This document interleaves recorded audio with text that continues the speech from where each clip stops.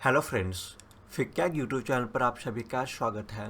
दोस्तों, इस वीडियो में हम रेलवे एनटीपीसी परीक्षा 2019 के लिए जनरल अवेयरनेस के कुछ महत्वपूर्ण प्रश्नों का अध्ययन करेंगे और ये सभी प्रश्न वर्ष 1996 से लेकर करके वर्ष 2016 के बीच रेलवे एनटीपीसी परीक्षा में पहले ही पूछे जा चुके हैं। दोस्तों, यह है इस वीडियो का पार्ट 6। यदि अभी तक आपने पार्ट 5 तक का वीडियो नहीं देखा है तो आप पार्ट 5 तक के वीडियो को भी ज़रूर से ज़रूर देख ले। तो दोस्तों, ये है जनरल अवेयरनेस का ऑफिशियल सिलेबस रेलवे एनटीपीसी परीक्षा 2019 का, और इसमें अभी हम भारत के इतिहास को पढ़ रहे हैं और 5वें पार्ट में मैंने आपको भारत के इतिहास के संतलत काल से जो भी प्रश्न एनटीपीसी परीक्षा में पूछे गए हैं उन सभी प्रश्नों के बारे में बताया था। ये जो छठा पार्ट है इसमें भी हम संतलत काल के ही कुछ प्रश्न बच गए थे, छूट गए थे, जो कि एनटीपीसी परीक्षा में पहले ही पूछे जा चुके हैं। उन सभी प्रश्नों का हम अध्ययन करने वाले हैं। तो यहाँ पर पहला प्रश्न है कि दिल्ली में लौह स्तंभ का निर्माण किसने करवाया था। तो दोस्तों, इस प्रश्न का जो सही जवाब हो जाएगा ऑप्शन बी, चंद्रगुप्त विक्रमादित्य। ठीक है, फैक्ट को देख लेते हैं। तो लौह स्तंभ दिल्ली में कुतुब मीनार के निकट स्थित एक विशाल स्तंभ है। यह अपने आप में प्राचीन भारतीय धातु कर्म की पराकाष्ठा है। यह कथित रूप से राजा चंद्रगुप्त विक्रमादित्य से निर्माण कराया गया। ठीक है, यहाँ पर आपको ध्यान देना है कि कथित रूप से, यानी कि ऐसा माना जाता है कि राजा चंद्रगुप्त विक्रमादित्य के द्वारा ही जो है वो इस लौह स्तंभ का निर्माण करवाया गया था। किंतु कुछ विशेषज्ञों का मानना है कि इसका निर्माण पहले ही किया जा चुका था। ठीक है, जब भी आपको इस तरह का प्रश्न आएगा तो आपको चंद्रगुप्त विक्रमादित्य को ही अपना ऑप्शंस चुनना है, क्योंकि ऐसा माना जाता है कि जो लौह स्तंभ दिल्ली में है इसका निर्माण चंद्रगुप्त विक्रमादित्य नहीं करवाया था।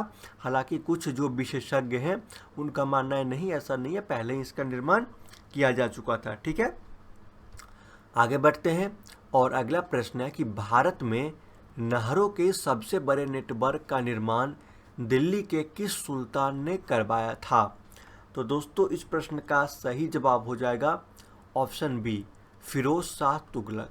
ठीक है, भारत में नहरों के सबसे बड़े नेटवर्क का जो निर्माण है वो फिरोज शाह तुगलक के द्वारा करवाया गया था। ठीक है, जो फिरोज शाह तुगलक था उसने कृषि को प्रोत्साहन देने के उद्देश्य से सिंचाई के लिए अनेक नहरों का निर्माण करवाया था। इनमें सबसे महत्वपूर्ण नहर वह थी जिसके द्वारा यमुना का पानी हिसार तक पहुंचता था, और ये नहर जो थी वो 150 मीटर लंबी थी। आगे बढ़ते हैं। अब अगला प्रश्न है कि दीवान ए खैरात नामक अलग विभाग किसके द्वारा बनवाया गया था। तो इस प्रश्न का सही जवाब हो जाएगा ऑप्शन डी, फिरोज तुगलक। ठीक है, दीवान ए खैरात नामक जो अलग विभाग है ये विभाग बनवाया गया था फिरोज तुगलक के द्वारा। दोस्तों, दीवान ए खैरात का मतलब होता है दान। ठीक है, दीवान ए खैरात विभाग मतलब दान विभाग। तो दान विभाग की जो स्थापना है ये फिरोज तुगलक ने की थी, और इस विभाग के द्वारा जो अनाथ थे, जो विधवा थी, जो गरीब थे, इन लोगों के भरण पोषण एवं इनकी देखभाल का जो कार्य है वो किया जाता था। आगे बढ़ते हैं। अब अगला प्रश्न है आपका कि कृष्णदेव राय कहाँ के राजा थे। ठीक है, तो दोस्तों, इस प्रश्न का सही जवाब हो जाएगा ऑप्शन ए, विजयनगर। कृष्णदेव राय जो थे वो विजयनगर के राजा थे। ठीक है, महान राजा कृष्णदेव राय का जन्म 16 फरवरी 1471 ईस्वी को कर्नाटक के हम्पी में हुआ था। आपको ये भी याद रखना है कि कृष्णदेव राय का जो जन्म है वो 1471 ईस्वी में हुआ था। कहाँ पे? तो कर्नाटक के हम्पी में हुआ था। उनके पिता का नाम तुलुवा नरसा नायक और माता का नाम नागला देवी था। ठीक है, कृष्णदेव राय के पिता का नाम क्या था? तो पिता का नाम था तुलुवा नरसा नायक, और माता का नाम था नागला देवी। और विजयनगर का मतलब क्या होता है? तो विजयनगर का मतलब होता है जीत का शहर। ठीक है, आगे बढ़ते हैं। अगला प्रश्न है दोस्तों यहाँ पर कि प्रसिद्ध संत शेख सलीम चिश्ती कहाँ के रहने वाले थे। तो दोस्तों, इस प्रश्न का सही जवाब हो जाएगा ऑप्शन बी फतेहपुर सिकरी। ठीक है, शेख सलीम चिश्ती जो थे ये फतेहपुर सिकरी के रहने वाले थे। अब फैक्ट्स को देख लेते हैं। तो सलीम चिश्ती अजमेर के ख्वाजा मुइनुद्दीन चिश्ती के पौत्र थे। ठीक है, ये भी आपको पता होना चाहिए कि जो सलीम चिश्ती थे जिनके बारे में प्रश्न है वो अजमेर के ख्वाजा मुइनुद्दीन चिश्ती के पौत्र थे। पौत्र यानी कि पोते थे। सलीम चिश्ती के सम्मान में ही बादशाह अकबर ने बुलंद दरवाज़ा बनवाया था। तो ये भी आपको पता होना चाहिए कि बुलंद दरवाज़ा का निर्माण किसने करवाया था, तो अकबर ने करवाया था। किसके सम्मान में करवाया था, तो सलीम चिश्ती के सम्मान में करवाया था। और सलीम चिश्ती कौन थे, तो सलीम चिश्ती अजमेर के ख्वाजा मुइनुद्दीन चिश्ती के पोते थे। उसके बाद अकबर ने फतेहपुर सिकरी को अपनी राजधानी भी बनाया, लेकिन केवल 15 वर्षों में ही अकबर को अपना ये निर्णय बदलना पड़ा था। ठीक है, पहले तो अकबर ने बुलंद दरवाज़ा बनाया। ठीक है, उसके बाद उन्होंने क्या किया, फतेहपुर सिकरी को अपना राजधानी बनाया, लेकिन 15 वर्ष बाद उन्होंने अपना ये निर्णय बदल करके वापस अपनी राजधानी जो है जहाँ थी वहाँ पे पहले की तरह कर लिया। अब देखिए दोस्तों, अगला प्रश्न है कि विजयनगर साम्राज्य की स्थापना किसके द्वारा की गई थी।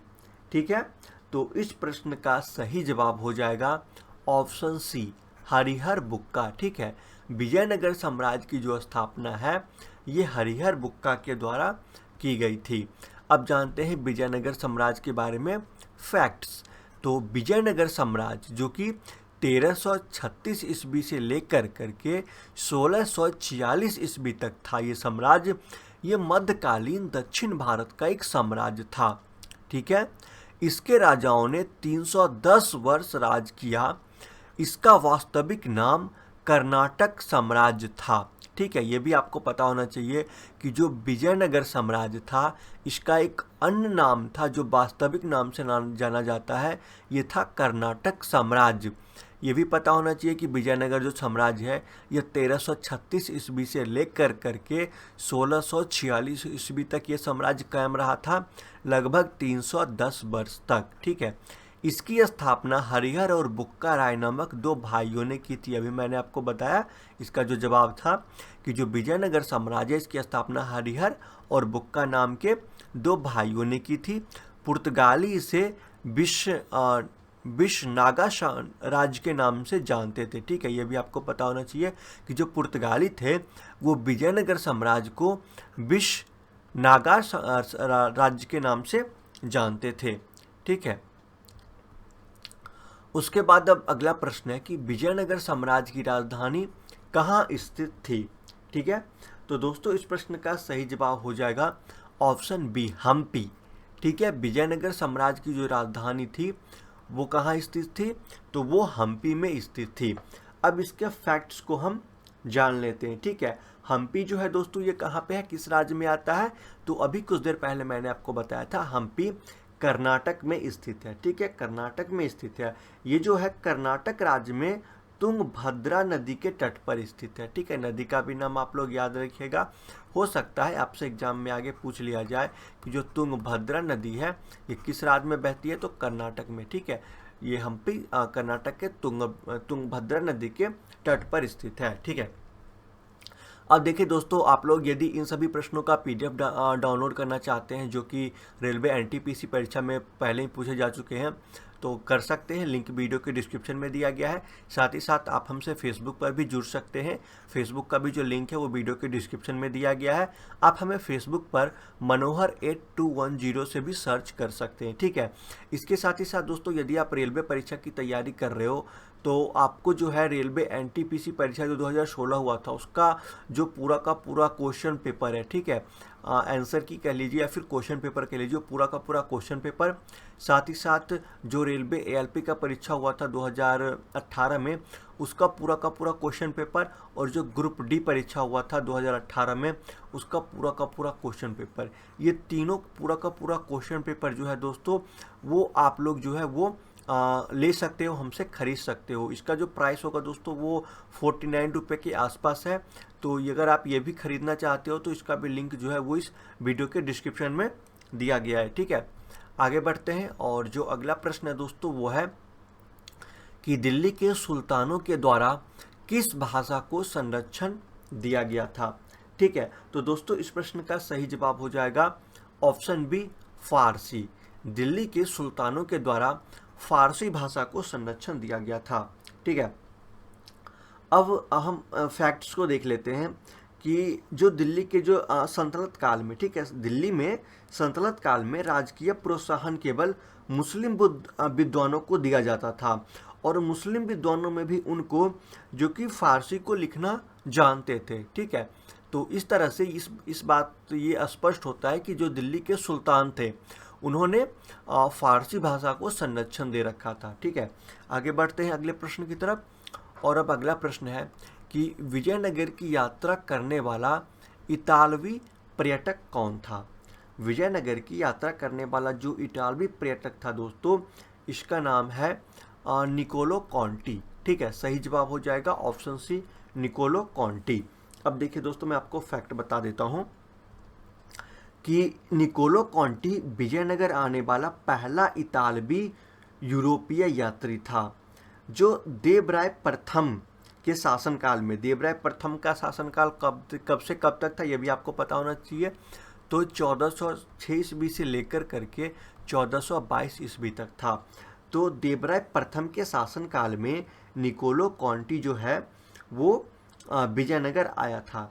ठीक है, और ये आया था दोस्तों 1420 ईस्वी में। ठीक है, 1420 ईस्वी में शासन किसका था उस समय, तो शासन था दोस्तों देवराय प्रथम का। इनका शासनकाल था 1406 से 22 तक और जो निकोलो कॉन्टी जो आया था वो 1420 में आया था। ठीक है, और इसने विजयनगर के शहर, उसके राज दरबार, यहाँ की जो प्रथा थी, मुद्रा थी, त्यौहार और जो अन्य विशेषताएं थी विजयनगर की, उसके बारे में उसने बहुत ही अच्छे से वर्णन किया है। आगे बढ़ते हैं और अगला प्रश्न है कि हम्पी के खंडहर किस राज्य में स्थित हैं। ठीक है, तो अभी दोस्तों मैंने आप लोगों को बताया था कि हम्पी जो है वो किस राज्य में स्थित है, तो कर्नाटक में स्थित है। तो हम्पी के जो खंडहर होंगे वो भी किस राज्य में स्थित होंगे, कर्नाटक में स्थित होंगे। तो इस प्रश्न का सही जवाब हो जाएगा दोस्तों कर्नाटक। ठीक है, ऑप्शन सी कर्नाटक। अब देखिए दोस्तों, कुछ फैक्ट की बात हम कर लेते हैं। तो कर्नाटक का लगभग 2000 वर्ष का लिखित इतिहास उपलब्ध है।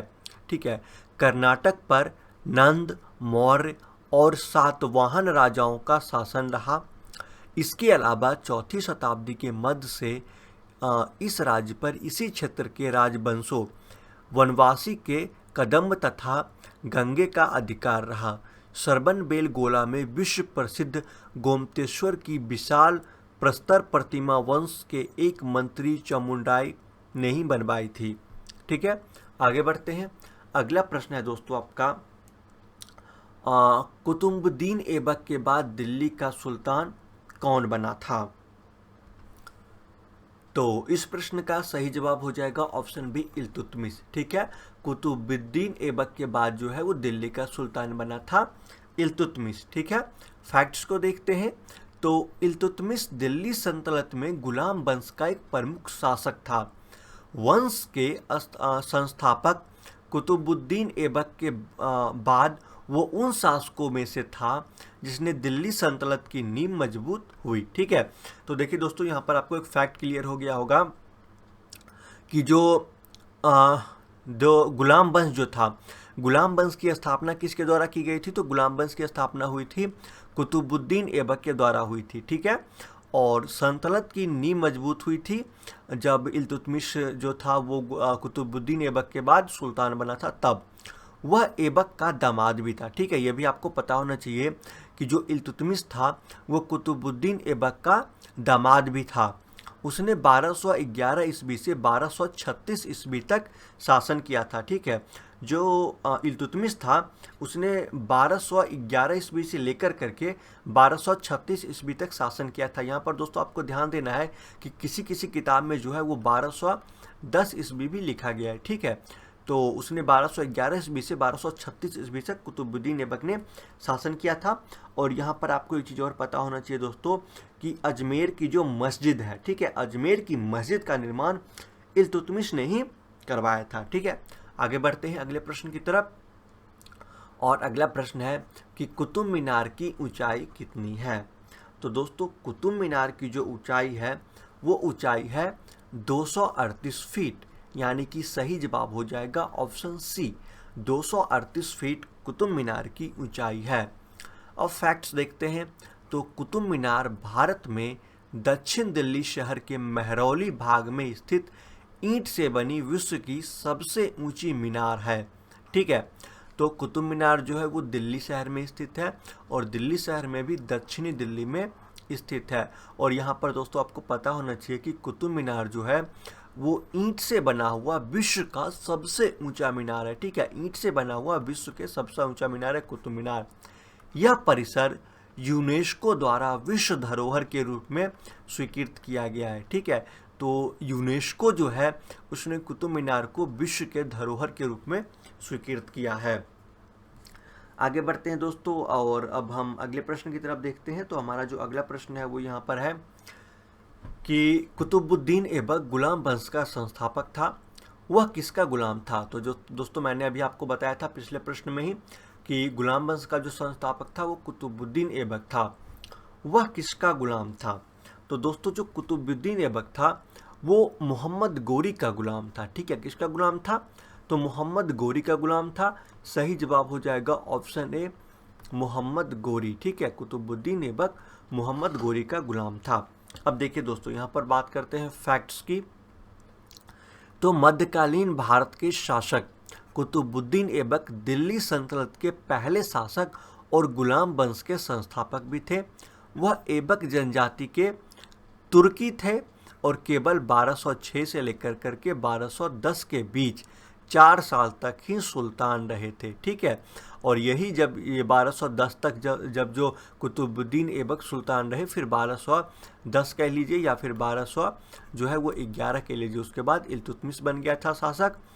और ये जो था जो कुतुबुद्दीन ऐबक था वो कहाँ था, वो कौन था? तो वो ऐबक जनजाति का तुर्की का था। ठीक है, आगे बढ़ते हैं अगले प्रश्न की तरफ।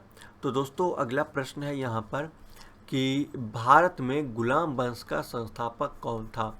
अभी तक मैं इस वीडियो में 2 बार बता चुका हूँ और प्रश्न भी ये प्रश्न देखिए पूछा जा चुका है एनटीपीसी में पहले ही।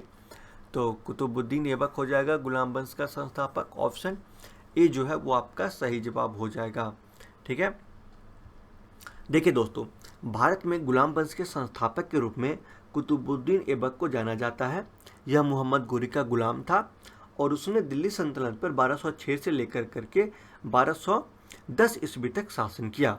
1210 में लाहौर में चौगान खेलते समय घोड़े से गिरकर ऐबक की मृत्यु हो गई थी। बहुत बार अन्य एग्जाम में जैसे एसएससी वगैरह के एग्जाम में ये पूछा जा चुका है कि कौन सा ऐसा बादशाह था, सुल्तान था जिसका जो है वो चौगान खेलते समय घोड़े से गिर करके मृत्यु हो गई थी। तो दोस्तों आपको ये भी याद रखना है कि ये जो शासक था इसका नाम था कुतुबुद्दीन ऐबक। ठीक है, कुतुबुद्दीन ऐबक की जो मृत्यु हुई थी वो लाहौर में चौगान खेलते समय घोड़े से गिर करके हुई थी। आगे बढ़ते हैं। अब अगला प्रश्न है कि निम्नलिखित शासकों में से सबसे अधिक दिनों तक शासन किसने किया? तो दोस्तों यदि ऑप्शंस को देखा जाए तो इस प्रश्न का सही जवाब हो जाएगा मोहम्मद बिन तुगलक। ठीक है, मोहम्मद बिन तुगलक यानी कि ऑप्शन बी। दोस्तों देखते हैं फैक्ट्स के बारे में।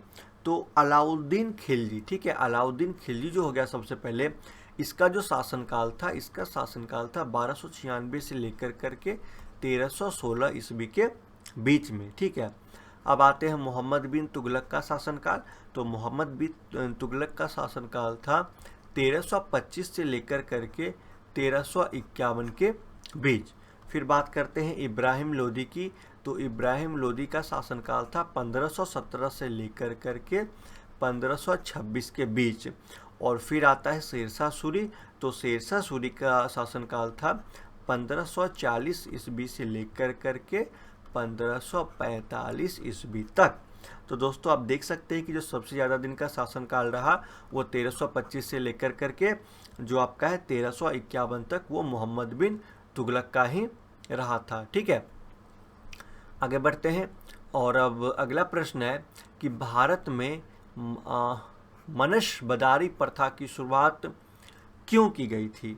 ठीक है, तो दोस्तों इस प्रश्न का जो सही जवाब हो जाएगा ऑप्शन बी, अधिकारियों के वेतन के लिए भारत में मनसबदारी प्रथा की शुरुआत हुई थी। अब देखिए दोस्तों, मैं आपको बताता हूँ कि भारत में मनसबदारी क्या होता है। मनसबदारी का मतलब होता है पद, पोस्ट, ठीक है। तो भारत में मनसबदारी यानी कि पद यानी कि पोस्ट प्रथा की जो शुरुआत है वो अधिकारियों के वेतन के लिए द्वारा के लिए की गई थी। और ये किसके द्वारा की गई थी दोस्तों?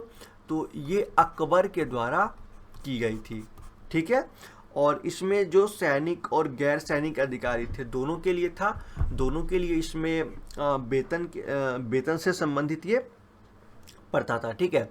तो अधिकारियों के वेतन से संबंधित ये प्रथा था और इसे शुरू किया गया था अकबर के द्वारा। और मनसबदारी का मतलब होता है पद।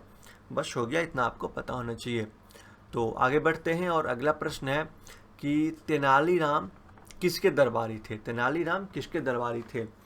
और यहाँ पर दोस्तों आपको ऑप्शन दिया गया है राजेंद्र चोल, फिरोज शाह तुगलक, कुतुबुद्दीन ऐबक और कृष्णदेव राय। तो दोस्तों इस प्रश्न का सही जवाब हो जाएगा ऑप्शन ए, कृष्णदेव राय, ठीक है। तेनालीराम जो थे वो कृष्णदेव राय के दरबारी थे। ऑप्शन डी सही जवाब हो जाएगा। अब देखते हैं फैक्ट्स को। तो तेनाली रामा कृष्णा जो विकट कवि यानी कि विदूषक के रूप में जाने जाते थे, आंध्र प्रदेश के एक तेलुगु कवि थे। वे अपनी कुशाग्र बुद्धि और हास्य बोध के कारण प्रसिद्ध हुए। तेनाली विजयनगर साम्राज्य के राजा कृष्णदेव राय के दरबार में अष्टदिग्गजों में से एक थे, ठीक है। यहाँ भी आपको पता होना चाहिए कि जो तेनाली रामा थे वो आंध्र प्रदेश के एक तेलुगु कवि थे, ठीक है। ये भी एक फैक्ट है, आपको पता होना चाहिए। और वो राजा कृष्णदेव राय के दरबार में अष्टदिग्गजों में से एक थे। विदूषक के रूप में जाने जाते थे, हास्य बोध के कारण वो प्रसिद्ध थे, बुद्धि उनमें बहुत ज़्यादा थी, वो एक कवि भी थे, ठीक है। अगला प्रश्न है आपका कि दिल्ली सल्तनत के किस सुल्तान ने सर्वप्रथम अस्थाई सेना का निर्माण किया था? तो दोस्तों इस प्रश्न का सही जवाब हो जाएगा ऑप्शन सी, अलाउद्दीन खिलजी, ठीक है। अलाउद्दीन खिलजी जो था उसने सर्वप्रथम अस्थाई सेना का निर्माण किया था। अब बात फैक्ट की कर लेते हैं। तो सल्तनत काल में सर्वप्रथम अलाउद्दीन खिलजी ने एक अस्थाई सेना संगठित की। उसने केंद्र में एक विशाल सेना रखी जिसमें पैदल सैनिकों के अतिरिक्त घुड़सवार भी शामिल थे। और खिलजी काल में मंगोलों में प्रचलित सैन्य वर्गीकरण पद विषयक शब्द जैसे अमीरान ए शदा, अमीरान ए हजारा एवं अमीरान ए तुमन के उदाहरण मिलते हैं, ठीक है। आगे बढ़ते हैं। तो अब अगला प्रश्न है कि किताब उल हिंद के लेखक कौन है, ठीक है। किताब उल हिंद के लेखक कौन है? तो दोस्तों इस प्रश्न का सही जवाब हो जाएगा ऑप्शन बी, अल बरूनी, ठीक है। किताब उल हिंद जो लिखा हुआ है, उल हिंद जो किताब है, ये किताब लिखा गया है अल बरूनी के द्वारा, ठीक है। अब अल बरूनी के बारे में कुछ तथ्य जान लेते हैं। तो अल बरूनी का पूरा नाम अबू रेहान, ठीक है, अबू रेहान मोहम्मद बिन अहमद अल बदरूनी था, ठीक है, बदरूनी। जो अल बरूनी है इसका पूरा नाम था अबू रेहान मोहम्मद बिन अहमद अल बदरूनी था। और अल बरूनी का जो जन्म है वो 973 ईस्वी में ख्वारिज़्म में हुआ था। और ख्वारिज़्म वर्तमान में उज़्बेकिस्तान में स्थित है, ठीक है, उज़्बेकिस्तान में है यह। और जो अल बरूनी था वो एक फ़ारसी विद्वान, लेखक, वैज्ञानिक, धर्मज्ञ था। अल बरूनी महमूद गजनबी के साथ भारत आया था। ये भी आपको पता होना चाहिए कि अल बरूनी किसके साथ भारत आया था। तो अल बरूनी महमूद गजनबी के साथ भारत आया था। और इसे भारतीय इतिहास का पहला जानकार कहा जाता है। एग्जाम में आपसे पूछा जा सकता है कि भारतीय इतिहास का पहला जानकार किसे कहा जाता है? तो भारतीय इतिहास का पहला जानकार अल बरूनी को कहा जाता है, ठीक है। उसके बाद अब अगला प्रश्न है कि दरगाह किससे संबंधित है?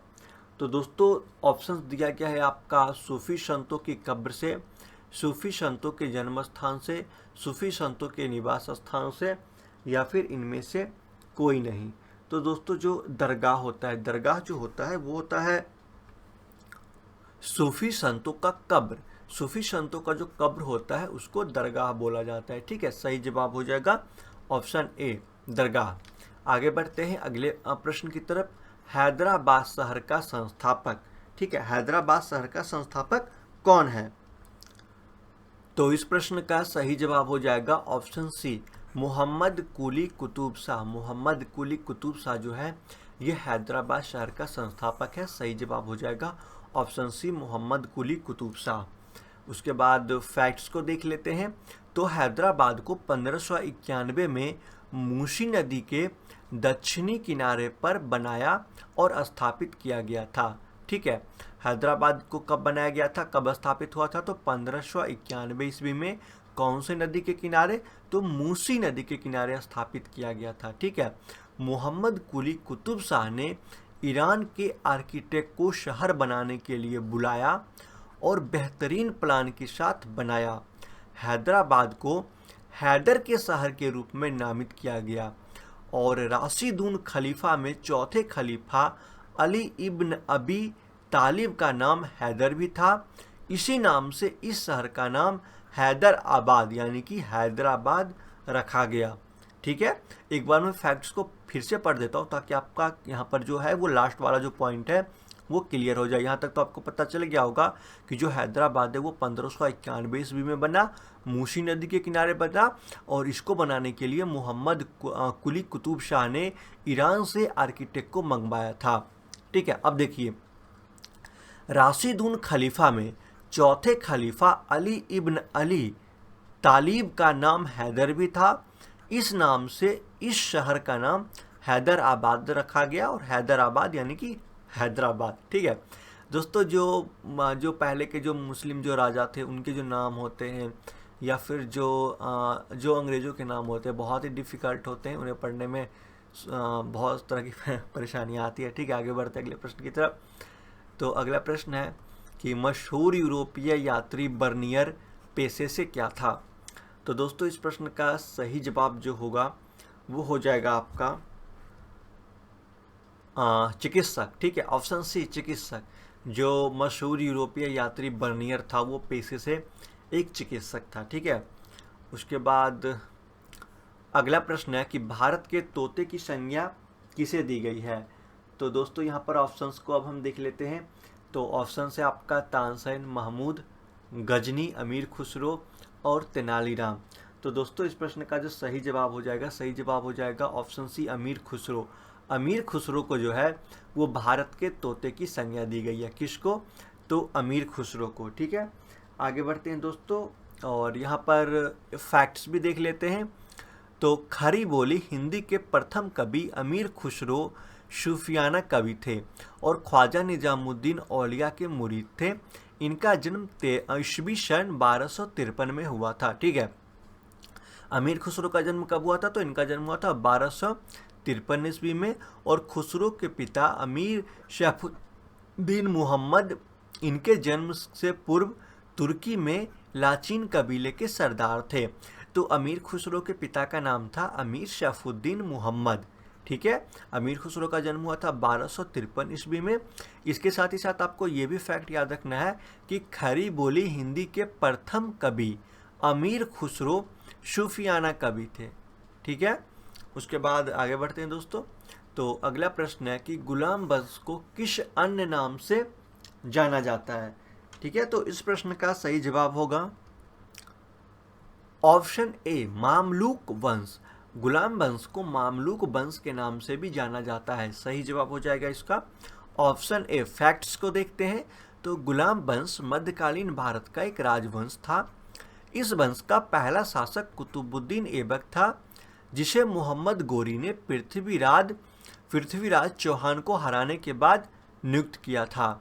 ठीक है, तो यहाँ पर इस फैक्ट पर आपको ध्यान देना है कि जो मोहम्मद गोरी था उसने पृथ्वीराज चौहान को हरा करके कुतुबुद्दीन ऐबक को जो है वो शासक नियुक्त किया था और इसी कुतुबुद्दीन ऐबक ने गुलाम वंश की स्थापना की, गुलाम वंश की नींव डाली।